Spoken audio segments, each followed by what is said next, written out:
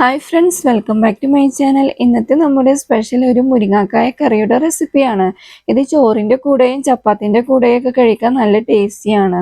ഈ ചാനൽ ആദ്യമായി കാണുന്നവരാണെങ്കിൽ ഒന്ന് ലൈക്ക് ചെയ്യാനും സബ്സ്ക്രൈബ് ചെയ്യാനും മറക്കരുതേ. അപ്പോൾ വീഡിയോയിലോട്ട് പോവാം.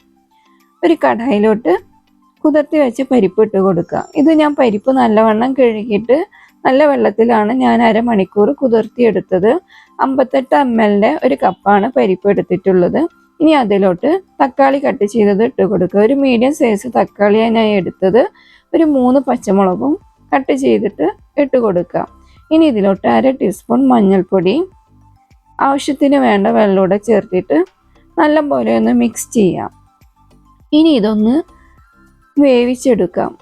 ഒരു മീഡിയം ടു ലോ ഫ്ലെയിമിൽ വെച്ചിട്ട് ഒരു 7-8 മിനിറ്റ് ഒന്ന് പരിപ്പ് വേവിച്ചെടുക്കാം.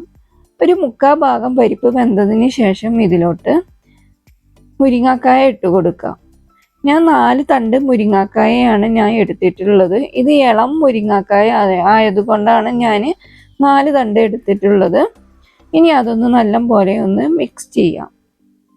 ഇനി ഇതിലോട്ട് ആവശ്യത്തിന് വേണ്ട ഉപ്പൂടെ ഇട്ട് കൊടുക്കാം. ഇനി അതൊന്ന് ഇളക്കിയിട്ട് ഒരു മീഡിയം ടു ലോ ഫ്ലെയിമിൽ വെച്ചിട്ട് ഒരു 5 മിനിറ്റ് ഒന്ന് വേവിച്ചെടുക്കാം. ഇപ്പോൾ മുരിങ്ങാക്കായ എല്ലാം വെന്തു. എൻ്റെ നാട്ടിലൊക്കെ പാലക്കാട് ഡിസ്ട്രിക്റ്റിലൊക്കെ ഈ ടൈമിൽ പുളി ഒഴിക്കും.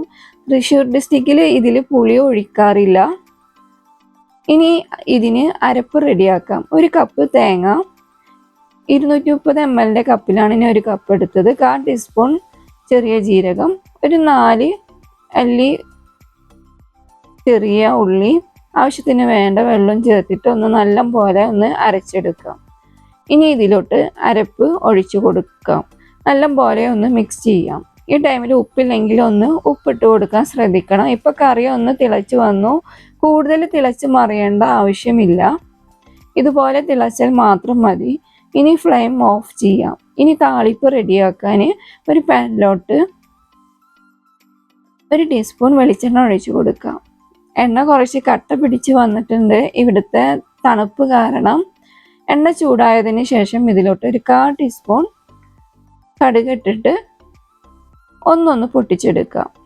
ഇനി അതിലോട്ട് ഒരു വറ്റൽമുളക് കട്ട് ചെയ്തിട്ടും ഒരു തണ്ട് കറിവേപ്പിലയും ഇട്ട് നല്ലപോലെ ഒന്ന് ഇളക്കി കൊടുക്കാം.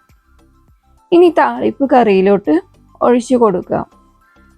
ഇപ്പോൾ നമ്മുടെ സ്വാദിഷ്ടമായ മുരിങ്ങാക്കായ കറിയുടെ റെഡിയായി കിട്ടി.